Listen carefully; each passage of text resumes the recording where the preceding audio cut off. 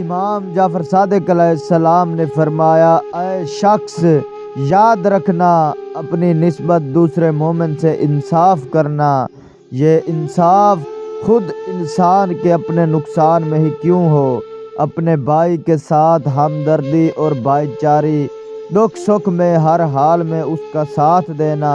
اور ہر حال میں اللہ کا ذکر کرنا، اور اس سے مراد یعنی گناہ کے وقت اللہ کو یاد کرنا، جس کی وجہ سے وہ ذکر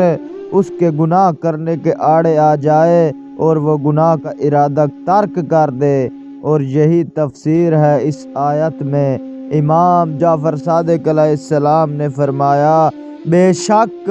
جو لوگ اہل تقویٰ ہیں انہیں جب کبھی شیطان کی طرف سے کسی خطرے کا احساس ہوتا ہے تو وہ چوکنے ہو جاتے ہیں اور اسی وقت بابصیرت ہو جاتے ہیں۔